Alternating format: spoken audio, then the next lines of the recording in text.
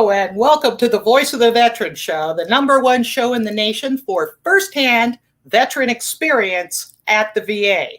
My name is Gail Ochiltree. I'm your Army Airborne host today, along with our producer in the back, MC Franklin. Are you back? There he is. He's going to pop in and wave to you there. All righty. Good to see you. Hey, I wanted to mention one thing. I attended a great event last night at Post 826. I got to remember all these American Legion posts, and it was at TAL, by the way. That's not like a bathroom towel. That's TAL, the American Legion, TAL. So everybody just kind of calls it, that's the American Legion's nickname, TAL. So if you didn't know that, you know it now. Hey, last night they had a great event. It was an awards event for first responders, for firemen, the police department in Woodland Hills, and also the sheriff's department and their families. It was great. We had a wonderful time. We had a great meal, and I just wanted to congratulate Bucky and Larry Van Curren for a wonderful event that they put on last night. Great job, guys. Seriously. Also wanted to tell you about discharge upgrades. Now, there is something very important. Now, as a VSO, one of the very first things that I ask a veteran when they come in is, do you have a DD-214?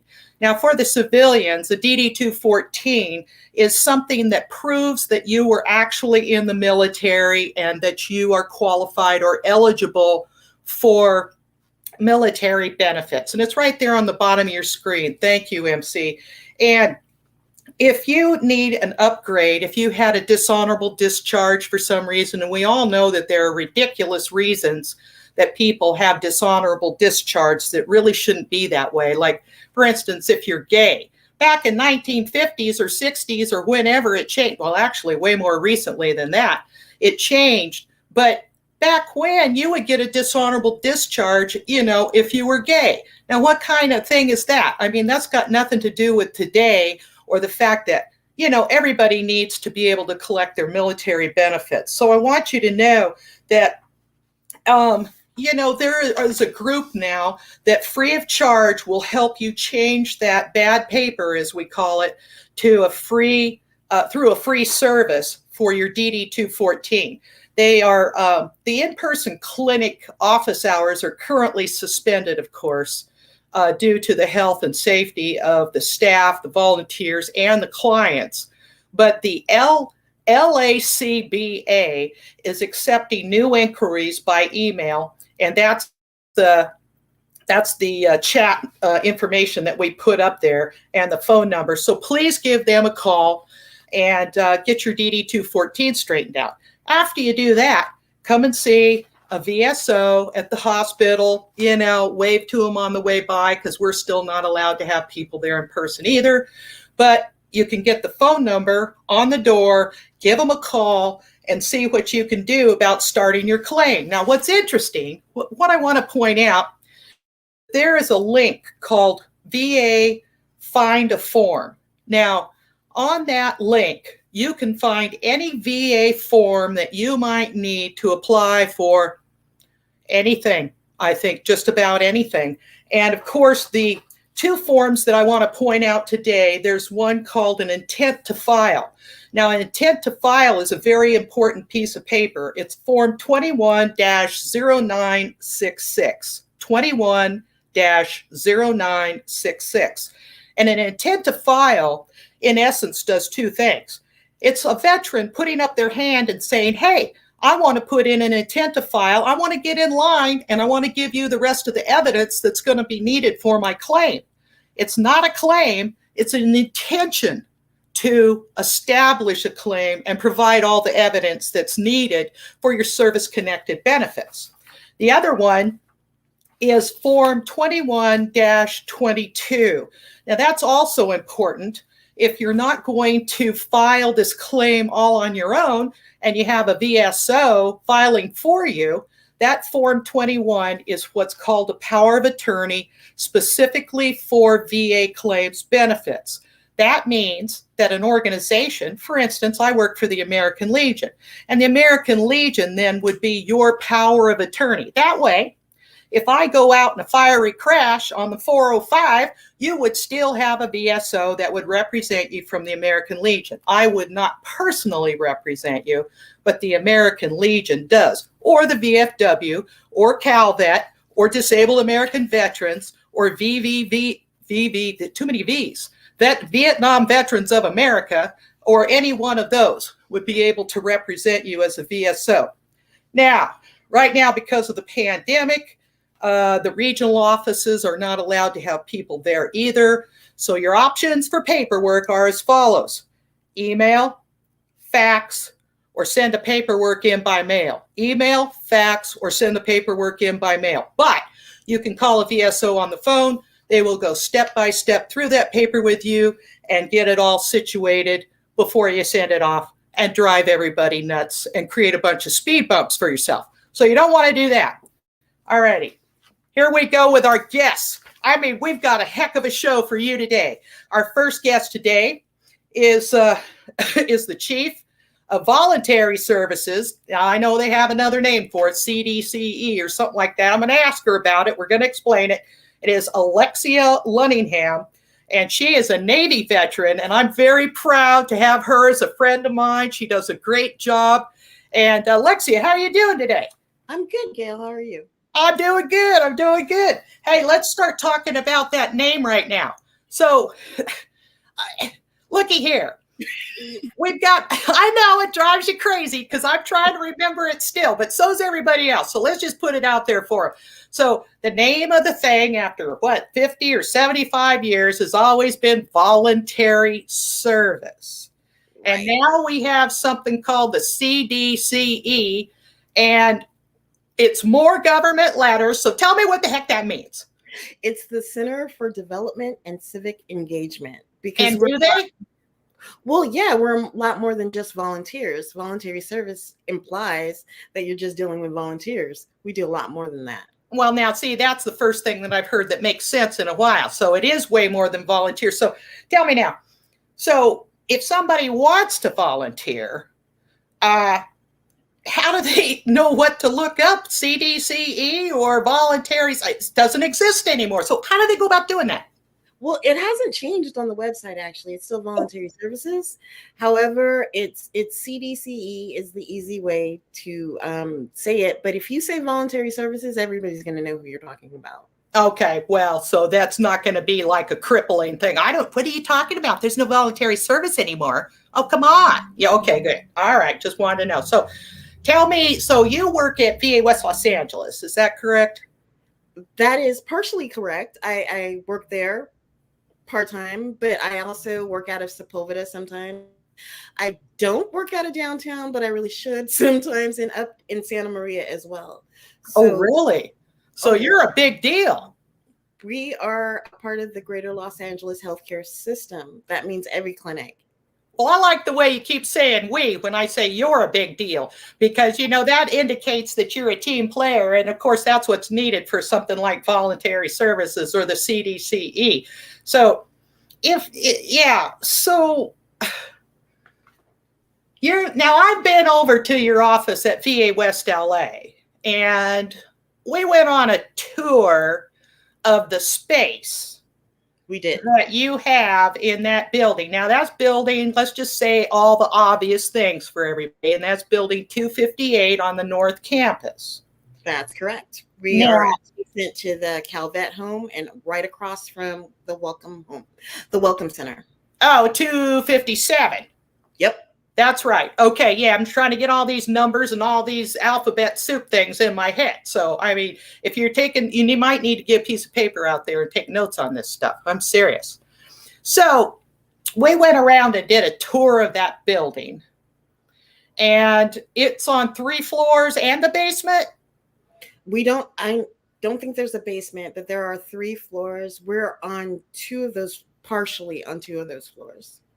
Well, now, when we went through there, you showed me all kinds of things, like, for instance, somebody who is homeless, or is this all veterans? And we went around and we looked at different rooms that had different kinds of clothing. Like if somebody needs a job, they can go get a suit and shoes and shirt and whatever they need to go see about a job. Is that true for women also? That is correct. Okay. Is it true for children? We don't have children clothes on stock. However, if you're a veteran and you have a child that needs clothes, like school clothes, you come to see us and we will help you buy school clothes. Now, I also understand now, Rosalind Calloway Jenkins was on the last show that we did, and she has a school startup program to get supplies and things for kids. So that's also going on there. And that's, I guess that's how you two interface. So you don't do school supplies, but she does. Well, actually, she's gathering school supplies. We're getting together school supplies and backpacks. We are giving them to HUD-VASH, who are distributing them to veterans who have children. We have elementary school backpacks, middle school backpacks, and high school backpacks, because they are different needs. You're not going to need crayons for high schools, but you're going to need markers. You probably don't want to get permanent markers in the elementary school backpacks. Oh, very good. But the crayons could always go to Congress. I mean, seriously, those people need coloring books, to get those bills in order and stuff, I have no comment. Yeah. See there? Being safe about it. Okay, gotcha. So anyway, I just wanted to say, so we went through all that. And also, when somebody makes a donation during the pandemic, what is your procedure for passing out those items? Do those items get quarantined just like we do? Okay, so if you're giving us gently used clothing, we have to bag those up for 2 weeks and send them. 2 weeks? 2 weeks. Yes. Is there some kind of vaccine or something for those clothes? I mean, seriously. Well, clothing breathes, and so does the virus. So we bag them up as per CDC guidelines for 2 weeks. We don't have to do that with new clothing, and we prefer new clothing. In fact, if you're going to donate women's clothes, I really, really encourage you to donate new clothing. But we take generally used clothing because we have to. We have a lot of not underwear. Okay, no. Well, I was just wondering. I mean, these things come to my head while you're talking, but go ahead. So, no used socks, no used underwears, no used towels, actually. Oh, very good. Sheets or blankets. We don't want any of that used. No used pillows. So we do take small appliances as well. We have room for that. Okay. Basically, if you are in need, we will help you. Generally speaking, you go through a counselor, and the counselor will contact us and we will find you what you need. Okay, so let's say that I'm a person in need. Let's say not maybe homeless, because we shouldn't assume that everybody is homeless that has needs. Right. So let's say that I'm somebody who has my own apartment, my own car, and I've got kids, but I need some help. Can I come to your office and have you guys tell me what the steps are? How do I initiate this stuff? Absolutely. You can come in and we can tell you exactly what to do. However, if you're a veteran, I'm not turning you away. There you go. I love you for that. Our policy. Mm-hmm. So I might not be able to give you a full wardrobe like I would if you were referred by a counselor, but I'm not going to let you go out with no clothes or no shoes. I'm going to help you. So, but then we will actually walk you through the procedures, how you can get help. Yes. Excellent. I'm glad to hear that. Now, events. Let's talk a little bit about events. Now, recently you had an event, and that's where I met Ella Wallace and Rosalind Calloway Jenkins, who is on the show. And I'm telling you, that woman's a go-getter. I happened to mention about dustpans and brooms for the tent camp just near Building 220 over there. Mm-hmm. And boy, she went right to town, got that taken care of, and they were very happy to get that donation. But she works for you? Is that how that? Actually, no, she is a stakeholder. So her auxiliary is a stakeholder in the VA, meaning that I have people that I depend on, generally the American Legion, VFW, DAV. I depend on these people heavily for donations to meet the needs of the veterans on campus. So I send out notifications at least once a month. I send out a newsletter and to engage our stakeholders, letting them know this is what our veterans need. Yeah. Rosalind and Ella have been extremely helpful the entire time that I've been there. And when I mentioned that I wanted to start doing more things for women, oh my God, I couldn't have gotten better soldiers ever. They're wonderful, aren't they? Right there. They are. And so are you. So I would like Oh, to thank you as well, because it hasn't been easy to start new things, because people are used to being set in their ways, and having a lot of women's programming is a little bit new in some ways, but the VA is trying very hard because the VA recognizes that our service counts every bit as much as a man's. absolutely, yes. Well, you know, I keep joking about this CDCE thing because, you know, I tell everybody, I said, man alive, if you were going to title the name of a movie and, you know, you'd want to say Snakes on a Plane. What does that movie about? You know, I mean, snakes on a plane. Well, if you say voluntary services, I think voluntary services. But what you're telling me is that it's not just voluntary services. So that's why it's such a big deal that they actually made this change. So tell me about monthly programs for women. What's up with that? You said December something? Okay, so we've had our first military sexual trauma tea. That was for women, our last one. The next one is December 4th, and that's actually for men. Because women aren't the only people who suffer from military sexual trauma. No, we know that. But we do want to start having more women-focused luncheons, like once a month. Just a safe place for women to come to talk about the VA, talk about your experiences, talk about what's needed, just fellowship, because everybody needs that safe place. And men have been using the VA to congregate for years. True, so, very true. Why not? Absolutely. No, I agree with you 100%. Hey, I've got something I want to get an update on from you. Now, your official title is Chief of what now? Chief of the Center for Development and Civic Engagement. We will get that down. So now, did they actually change that on your payroll check? No. Oh, it still says voluntary services. Okay, well, whatever. No, it didn't say that either. Oh, okay, well, whatever. Okay, here's an update for you. So let's talk about the food pantry. Okay. We talk about where the food pantry happens, what time, what month, what week out of the month. In your own words, go ahead and do that, but try to include those things so people know how to access the food pantry. Okay, so as you know, during the pandemic, we had it once a month and it was a drive-through pantry, but we have now ceased that because we're having it once a week. Wednesdays at Building 258. You can still drive through if you like, or get out of your car. And concert with Westside Food Bank, I believe it starts at 9 and ends at 11. But you should call us at CDCE to double check. And not only can you find out about that food pantry, but we have standing pantries as well. So you don't have to wait till Wednesday if you're hungry. Okay, do you have that phone number? Because I'm feeling hungry right now. I don't. I'll tell you what you do. I'll just start to the next guest. Go ahead and just put that in the chat box, you know, and send it on, you know, food pantry and the number. If you know, you have it right there. It's probably on your desk at work and you don't have it at home right now, but I do have it, but it's my number. So okay, gotcha. Don't do that. But anyway, so you're saying it's every Wednesday at like 9 o'clock. Yes, I am. In the North Campus, it's no longer, I'm just saying this to make it clear, it's no longer at the Fisher House where it was all this time. No. Is it the same kind of thing?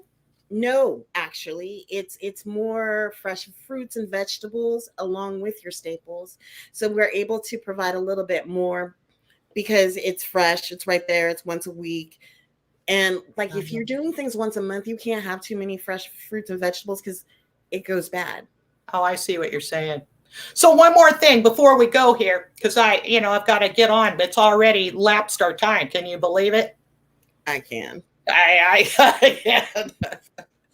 So I forgot what it was, though, that I was going to say. Honest to God, I can't remember. Student Leadership Council? Yes, that's what it was. And the ambassadors. I wanted to make sure and mention Okay. Thanks. Go for it. I do want to put a call out there. We're in desperate need of volunteers, especially drivers for DAV, but most especially we have a new program called the Women's Ambassador Program. And basically that is so that women can feel safe when they come to the VA. So we will assign a woman ambassador who is another woman to any woman that needs to come to the VA for care, or any woman who needs help navigating the VA. We also offer safe rides. Say that you have a procedure and that you don't feel comfortable driving, you know it's going to be emotional. We will pick you up. We will escort you to your appointment, stay with you the entire time, then take you home. Wow, that's an amazing thing. So how do people contact and initiate that service? Contact me directly. You can send me an email directly and either let me know I want a woman's ambassador, I am a patient at the VA and I would like one, or I would really like to be one. And you can do both. You can have a women ambassador and be one as well, because nobody understands the things that women veterans go through like women veterans. And it's one way we can be there for one another. Mm-hmm. Excellent. Well, I'm glad you initiated that, and it's you that initiated that, as far as I know. And so I'm proud of you for doing something like that. And what was the other thing? It was a kids program. Student Leadership Council. Yeah. Very, very proud to say it is a nationwide program, but here at West LA, we have 5 students involved with the Student Leadership Council. In October, we will be hosting a huge welcome home for Vietnam veterans. That's going to be put together by the students. So if you'd like to volunteer your time, energy, or money, please contact me directly. I will put you directly in contact with those students so you can give your ideas or see how you can help them, because this is completely orchestrated by the kids. We are trying to raise money right now so that we can give them something at the end of the program. But I think it's more critical that they have veteran interaction, because we're trying to influence the next generation of veteran leadership. We're trying to influence how the VA is going to look in the future. And we really need to shape the future of the VA through students today. This is what we need. This is who we are. This is what we're looking for. And this is how you can be a leader and step up for those people who raise their right hand. No, I agree with you very much. Good for you. Are you, that sounds like something the American Legion would be, pushing. Are you a member of the American Legion? I'm not. No, I'm wondering if I could be your sponsor, I'd be very happy to sponsor you into the American Legion. I'm happy to welcome you. I welcome all comers. I am not going to turn anybody away. All righty then. Well, let's talk about that. I tell you, I'm collecting up people. All right. So I'm only a member of a sorority, military sorority. But well, no, if it helps and we can network among veterans, I mean, that is the entire point of for me, being in the American Legion is about networking with a bunch of great people who are action oriented for Americanism, for leadership in the future. They've got the Sons organization that are related to veterans. And, they're a very inclusive bunch lately. Not all these organizations were in the past, but they are now. Alexia, say what you're going to say. Be part of the solution, not part of the problem. I hear you. That's exactly right. Well, I look forward to going shooting with you again at Oak Tree Gun Club. That was a fun day. You and Kathy. You bruised your arm. Right. Arm. That's all righty then. So, Alexia, I appreciate your being here today. Thank you so much for your insights and letting us know more about the CDCE. That's what it is. I'll remember that. I'll say it 10 times until I get it down. Thank you very much, and I hope you'll come back maybe next time with some of the kids in that in the scholarship program, the leadership program. What do you think? I will absolutely do that. I would really like doing that. That would be fun. All righty. I will talk to you again really soon. Thank you so much for being here today. Hey, everyone. I want to talk just a second. She was great, wasn't she? I mean, seriously. Okay, so I want to talk to you a little bit about the new rifle qualifications talk about a transition, huh? All right, rifle qualifications. And the purpose of the new test is for for military personnel and veterans who may be in the reserves to simulate movement that soldiers might encounter during combat. And the previous test was kind of static and didn't really get people's minds going about, how to do battle. And this gives the shooter time between each position to maneuver and get into a new position. Now, I just want you to know that yours truly here, went through the sheriff's qualification test out on the range in Valencia. And it was focused mostly on domestic situations. There were like 7 different weapons, and I had to go around and find the weapons and locate the proper, ammunition and load it and shoot at the proper target, you know what I'm saying? And I did all that. I skillfully found the weapons and loaded them up. But, I was forever shooting at the wrong people, and so that was the whole reason I was out there, was to learn to think. I mean, I actually shot one day at a refrigerator, and I mean, that refrigerator was fully dead. I mean, I killed it dead. And that's why movement and response training is so important. And I was thinking about that when I was at the dinner last night, and about all these police officers who really did the right thing in their jobs. And, and I was proud of that, and proud to promote and give awards to those people who are really caring and have a caring spirit about their community. And this is in Woodland Hills. So, with this target practice, when the target pops up and the shooter returns fire, then they have to sneak around and try to get, cover. And, not like the Marines. The Marines, they just go out in the middle of the fire and shoot away. But the whole idea is to take cover, get behind something and get your shot off properly. So as they, progress in kneeling and different supported positions, and the new standing supported position was something new that they added also.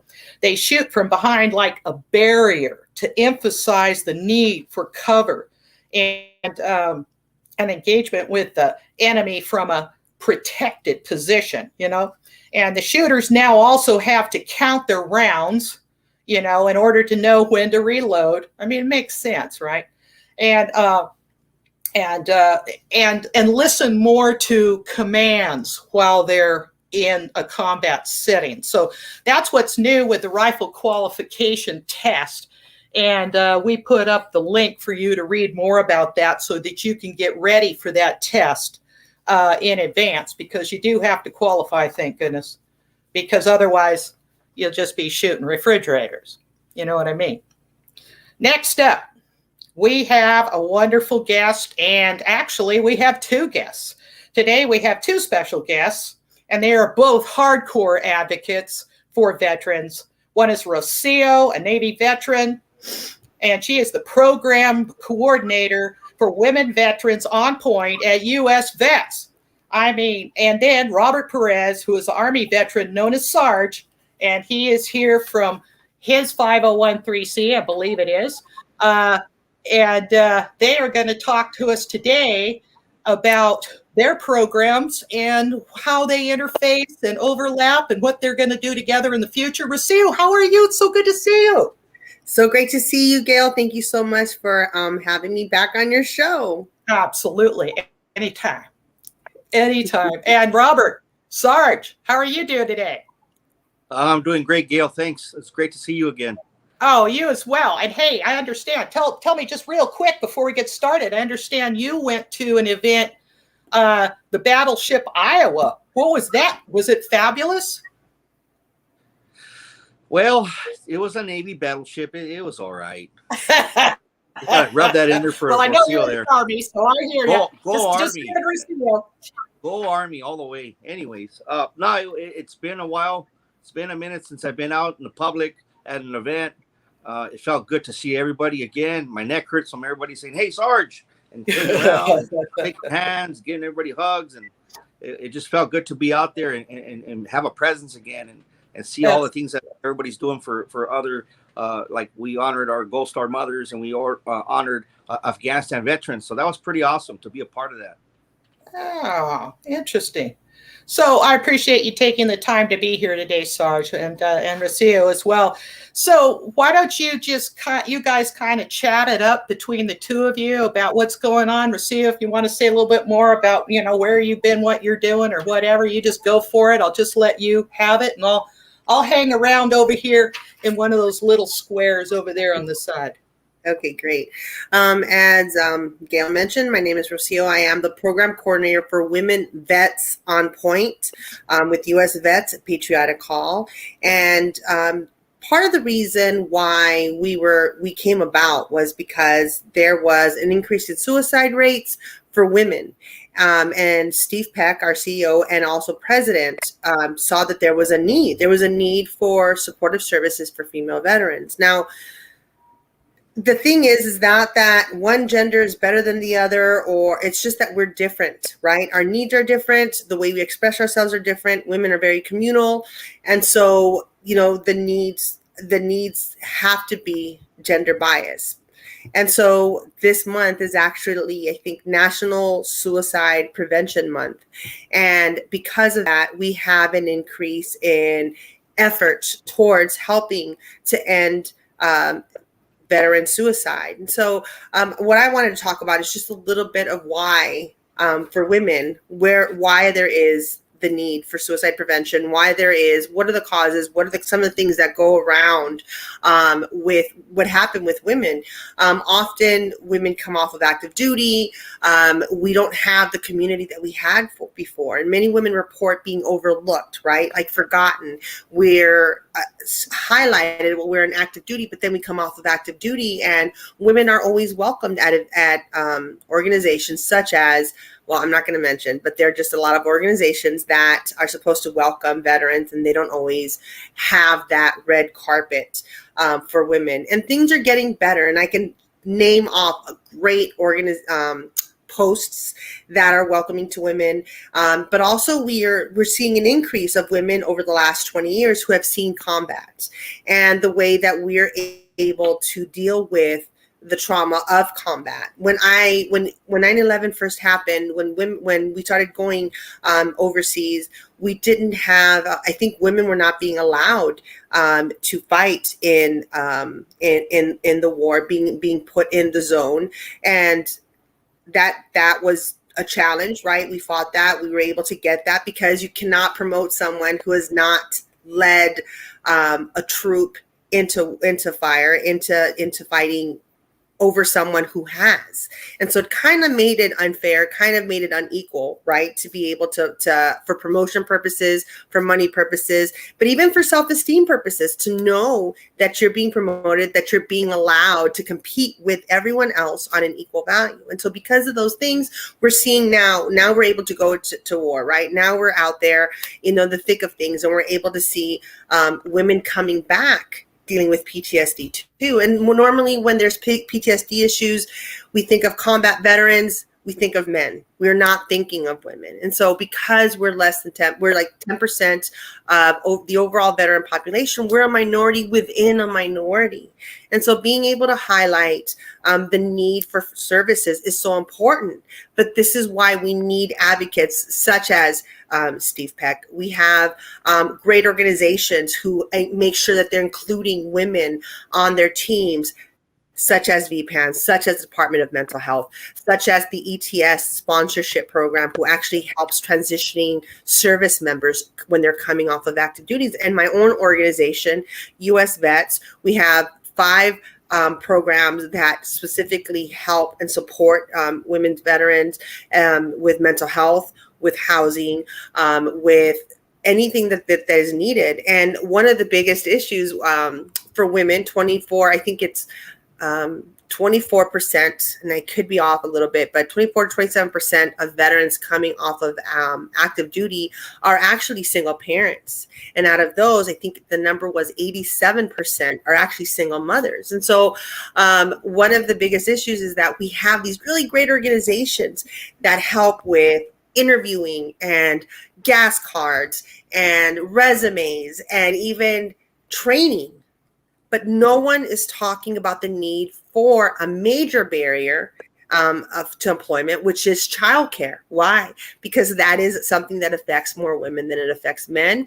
It is a minority issue, right? A minority within a minority issue, and things like that. Things like not being allowed into major organizations when we're communal, not being able to, not being welcomed into those organizations with open arms as combat veterans, as just veterans in general, not being able to participate in or with work some of these training programs because we have no one to watch our children. So organizations such as the Women Warriors Foundation, as well as US Vets, is now starting to help with childcare costs.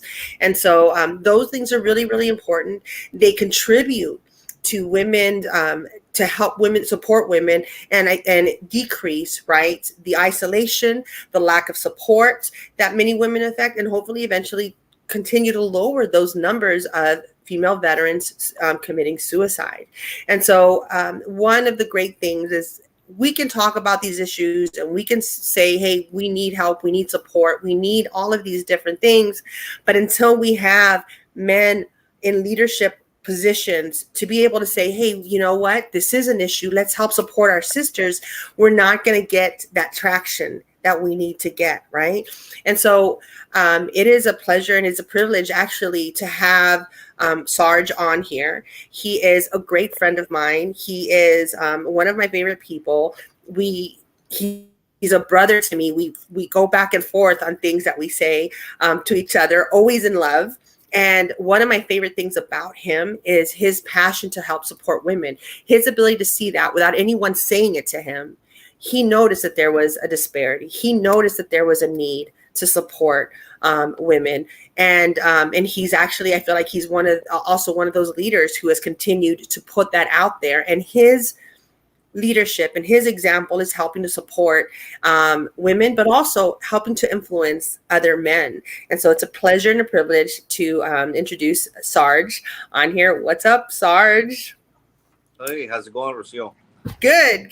Now make sure that you talk about his event, please.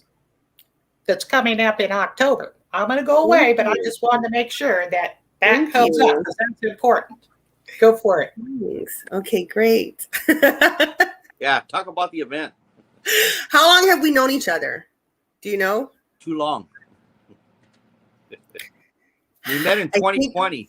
We did. It was December. I remember because it was cold. I had to drive all the way down to Orange County. I had offered to support you. I had missed an event and I had offered, it was actually January. I had offered to support you and I said, how can I offer my supportive services? And you hooked me in and now I volunteer with Sarge's Resource Center. And so I wanted to just kind of talk about what led you to start Sarge's Resource Center.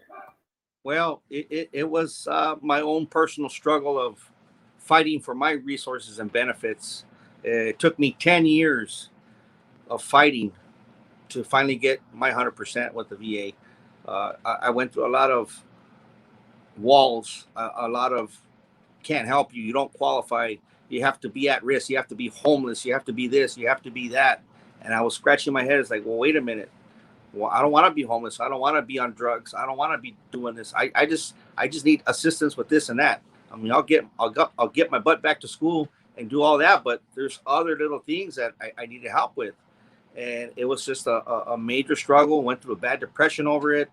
And you know what? I wanted to come up with a way of how are we going to make it better, faster, easier for all veterans, regardless of their discharge status. There's a lot of them out there that still need gas cards, emergency food, COVID-19 supplies, but because they have a bad discharge, they can't get these products. Well, I changed all that back in May 19th of 2020. Which is when you started Sarge's Resource Center, thankfully. And so you had your first event, even though it started in May 19th, 2020, you didn't have your very first event until November 11th, Veterans Day, right? Which was Operation Warmth and Laughter. And you partnered up with Semper Utelis and you partnered up with Merging Vets and Players. And can you talk a little bit more about that event? Yeah, that event was our very first event. We were actually getting established with COVID, getting all the paperwork put in for your 501. It took a while. So by the time we actually got acknowledged as a 501c3, we got our recognition of being a charitable organization. We officially launched October 5th, got our bank account started. So now what do? Let's do an event. So we hustled. We did everything old school, collecting checks, going to the bank and doing old-fashioned deposits. I didn't have no technology at the time, but we were able to raise enough and by asking certain donors to help us with this event. So November 11th was our Operation Warmth and Laughter event. It was a joint task effort with Semper Utilus, Emerging Vets and Players. We got together. We basically hosted a beautiful comedy show for a lot of our homeless veterans over there at Veterans Row at West LA VA Hospital. We actually got the section for us through New Directions for Veterans when we were able to have this event, where we gave out over 200 supplies for homeless veterans, and that was 170 male and 30 women homeless veterans. And we gave them everything from COVID-19 supplies, personal hygiene kits for the women, sports bras, underwear, t-shirts, beautiful handbags that we had donated, a lot of goodies, a lot of stuff that we wanted to be a blessing, sleeping bags, you name it, we had it, boots for some of our men out there. I mean, we wanted it. I had two different teams out there. So Semper Utilus took care of all the ones at Veterans Row. We took care of the rest that lived on the inside of that property and that were housed at New Directions for Veterans. So that was our go-to. We were on Channel 4 News. It was our biggest first-time event. Great turnout, lots of support. Emerging Vets and Players was out there to help us hand out these items. Again, we wanted to recreate that. We had a 5-ton truck there. And we wanted to recreate the old school USO shows that Bob Hope used to do for the troops. So all those homeless veterans got to feel like a special person again. They got to feel like they could forget about their situation and just have a good old time and enjoy a great comedy show that was hosted by James P. Connolly, who's also a Marine Corps veteran. So it added a little personal touch to that. That's amazing. And then before then, you even had, it was a little bit over a month, you had your second event, right? Talk a little bit about that. So that one was, I did some research. I wanted to see where veterans were having any type of Christmas functions or holiday functions. Turns out none of them were having nothing for nobody because of COVID. So what we did is I got a hold of U.S. Vets, or initially in Inglewood. I got no response, but I did get reached out by the U.S. Vets in Long Beach. So Mr. Arthur Lara contacted me, and we were able to provide 200 transitionally housed veterans with a nice holiday meal, which was provided by our professional veteran military chef herself, Miss Haiti Collado, Marine Corps veteran. She prepared the meals, 200 meals from scratch, nice holiday meal, and those were all prepackaged. All the cutlery, silverware, everything was prepackaged because of COVID. We gave out COVID-19 supplies. We also gave out Christmas stockings with a bunch of goodies in there on behalf of Operation Gratitude. So we brought, and we had music, we had the whole night. And they said, you know what, I don't know what organization you are, but this is awesome, man, because we weren't going to have anything. So we brought that holiday cheer to them in a time where nobody was going to have anything. So wow. That left a big impact. Of course, because you were able to support and feed 200 veterans. And then you went from that event a little over a month later to your first female veterans event, right? The Southgate American Legion hosted, helped you support. Salute to female veterans. And 17 female veterans were in attendance. And before we talk a little bit more about that event, I think it's a known fact that it's really hard to get a lot of veterans together, but it's actually even more difficult to get female veterans together. And so tell me, what were kind of your thoughts after that event? It was funny because prior to that, we're going into 2021, a new year, and we're hoping that COVID would just go away already. It was all new for everybody, and I wanted to start off the year with something different, something fresh, something that no one's ever done.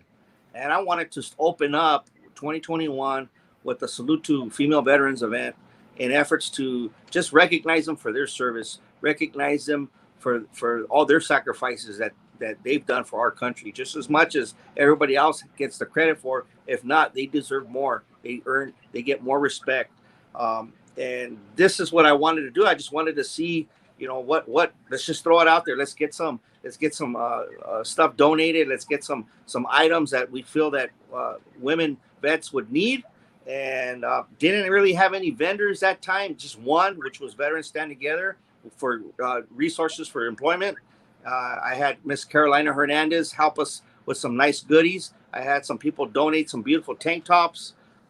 It was just pretty awesome because we had music, we had food, which again, we hired Chef Haiti Collado again to prepare these meals for those that, it was only 50 meals, but 17 showed up. And a lot of people were like, hey, Sarge, man, that's pretty good that you had 17 women show up. I go, no, man, I put it out for 50. He goes, no, you don't understand. Mm-hmm. You're lucky you get 5 or 7 to come to an event. Yeah, for some reason you had 17. And yeah. I didn't understand. So I started collecting the data after the event. And it turns out I started to ask, what could we have done better? Oh, how about some vendors that, more vendors, just one. We only had one. I didn't see it. I go, okay, wrote that down. And I wanted the vendors to cater to the needs and wants of all of our women vets. Yeah, and I think that's when you and I connected, because there was talk about that event, and I had missed the deadline. I think I wasn't able to sign up. I was still new in the community at that time, and so it was really great.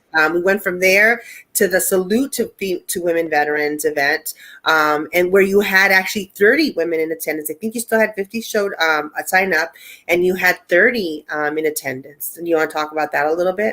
We doubled attendance. So basically, we took the data from the last event, and what can we do to make it better? Well, we had 15 vendors. All ranging from all the needs and wants. We had the camp out there. We had women vets on point. We had U.S. vets. We had Volunteers of America. We had UCLA Women's Veterans Foundation. We had a lot of the political figures that honored everyone in attendance with letters of recognition for their service, from the state assembly's office all the way to the city council. And of course, we had beautiful barbecue for everyone. We had beverages, we had delicious chocolates, we had custom designed military handbags. I have one. Yeah, I know you do. Customized lapel pins that said women, it said veteran on it. It was a women's silhouette. This was something that I wanted to put more into it to get more of a wow response, to really showcase and let the women have a safe environment. At the same time, no one's going to be triggered. No one's going to be bothered. They're going to be there to get honored, and that's the mission that we accomplished. It was fun. It was a great event. Yeah, it was a great event, and it was. I think the best part was you giving many of the vendors opportunities to speak to what we were doing, how we support women.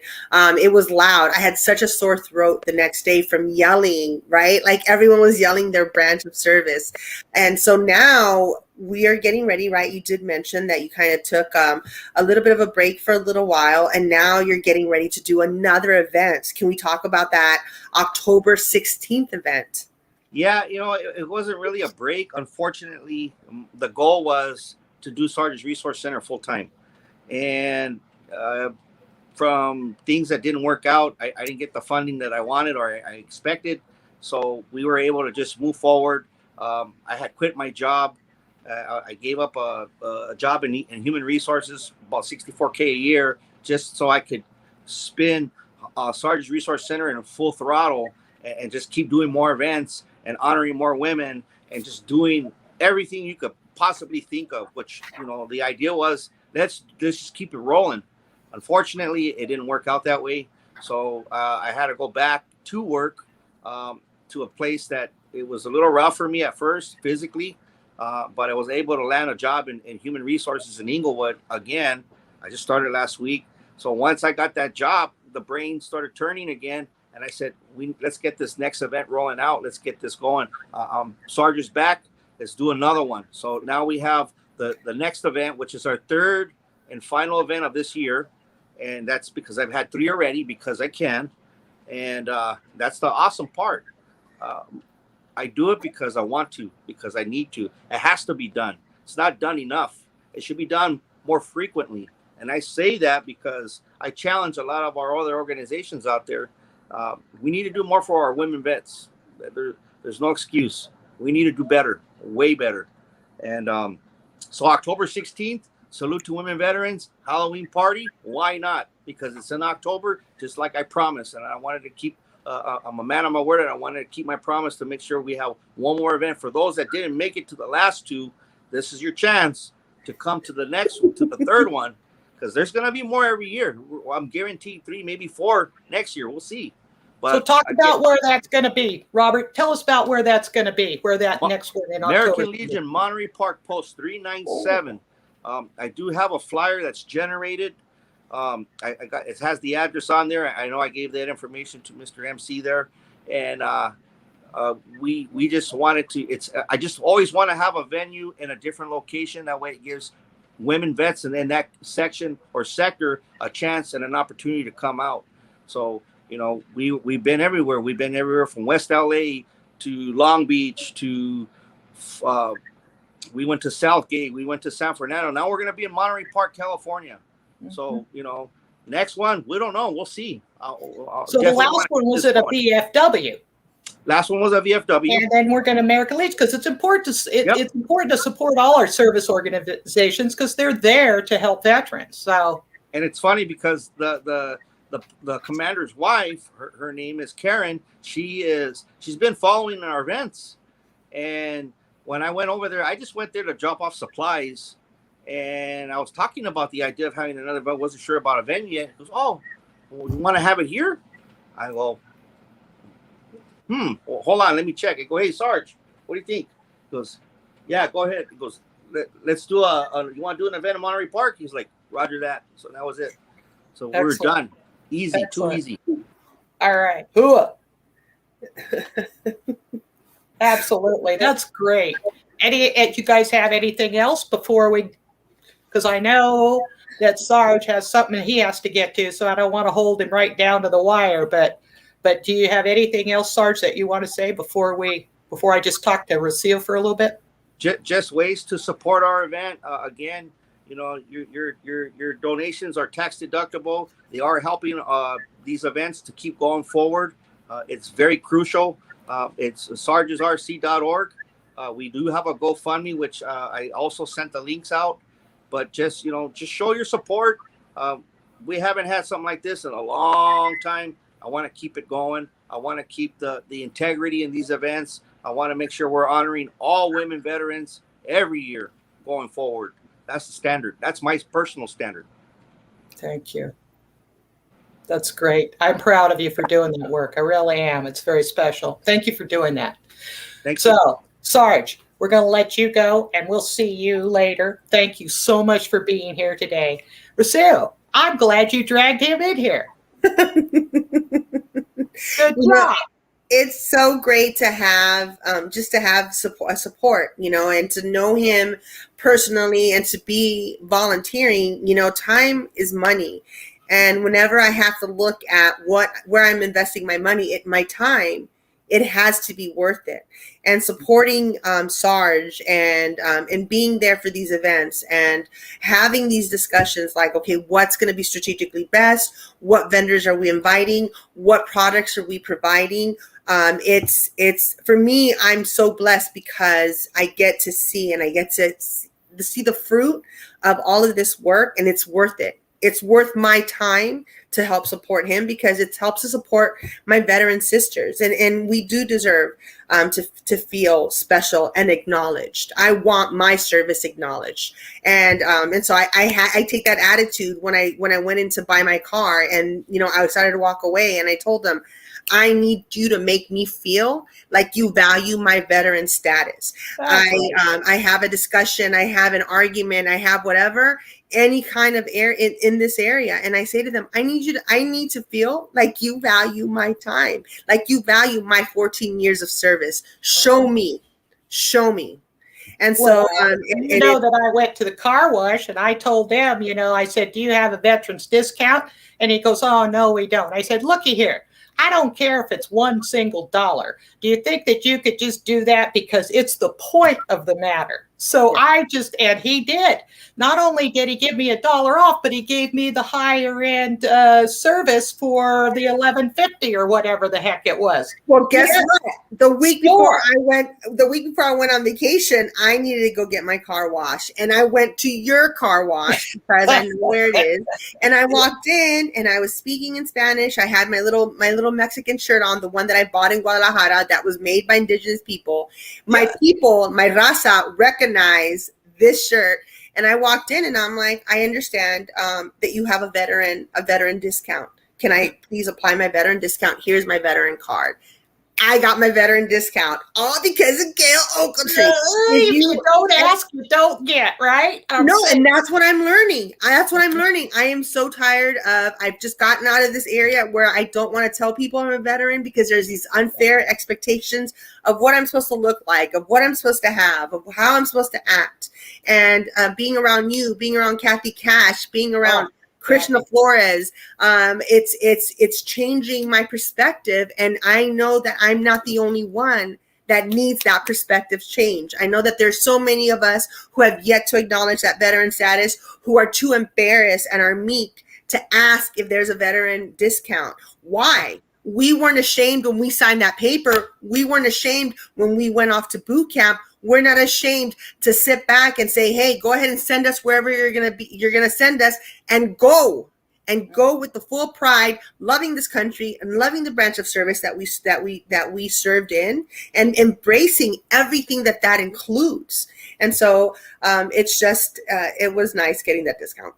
Well, I'm so happy that worked out. I mean, that's just great. That's so cool. And you know how I never let anybody know that I was in airborne. You know how ashamed I am of that. So Girl, why are you playing? You have jewelry, okay? That's right. I have jewelry on, right? You have the jewelry. I got those wigs on, man. That's right. Just like I'm proud that I was born in November. That's why I wear the topaz. You're proud that you're a paratrooper. Not a problem. That's right. Absolutely. It is what it is. So we've got like 2-3 minutes left, and I would like to spend a little bit of time.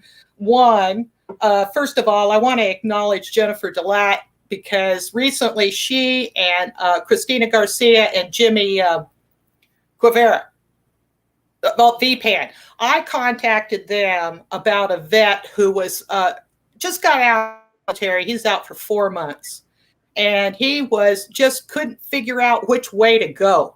Do I get a job? I'm not feeling good. What do I apply for? Whatever. And I'm telling you, I got a response from Jennifer like right away. If you have a PTSD veteran who cannot stand to deal with whatever authority problems, being around people quite yet, she figured it out. And she says, well, Gail, what about would he be interested in being an Amazon driver, delivery guy? And I went, perfect. Let's see if we can talk him into it. Or let's see if we can't present it and he'll decide whatever it is he wants to do, of course. But I'm just saying, when you have an option, you don't commit suicide. That's what you were talking about earlier. And that's what veteran networking is about for me. And what I want to talk about, actually, you can talk about that because that's important also. But anything you want to throw in there about the programs at US Vets that you're coordinating or doing or what's coming up, you just go for it. So let's talk about Jennifer. That is my sister. That was my introduction. She was one of my first friends when I joined, when I was hired in at US Vets. She took me by the hand. She has a passion for employing veterans, right? I know we have 1 minute. And so it's CDI, right? US Vets, CDI, Patriotic Call. Anyone needs a job. She doesn't just help. Her team doesn't just help you get a job. You get a resume. You get, we have had so much success with interview practice. She also helps with the LinkedIn page. That is the way to go. When I'm talking about social media, I'm not just talking about sharing on Instagram or Facebook. I am sharing on LinkedIn because it is so important. And I also want to talk about, we have a conference coming up. The director of executive director of my of Patriotic Hall, who's my boss's boss, but he is an amazing person. Robert Storr will be speaking at the 2021 Los Angeles Suicide Prevention Network's virtual suicide prevention conference. Big mouthful, but guess what? It is important, and it will be on Friday, September the 17th from 8:30 to 1:45. Anyone working with veterans, anyone wanting to work with helping with suicide prevention needs to be at this conference. It is mind-blowing. We have amazing speakers. 2 of our team members will be speaking there, and it's important for anyone providing services to veterans to know about that event and to be there. Good pitch. Perfect. I'm cutting you off. Okay, then. I know you do. I'd have to, because he's back there going, wrap it up, wrap it up. Hey, I want to wrap up the show right now, and I want to thank Alexia Luningham, Rocio Palmero, and Robert Sarge Perez for helping us learn more about the programs that they're involved in today and being available here and for veterans to make their quality of life better. My name is Gail Ochiltree, Army Airborne veteran. And in the back, of course, MC Franklin, thank you very much. I'm also a VSO at VA West Los Angeles. If you need help, my number's on the door there. I can't see you in person, but call me on the phone and we'll figure something out. See you next time. Thank you for watching. Bye-bye.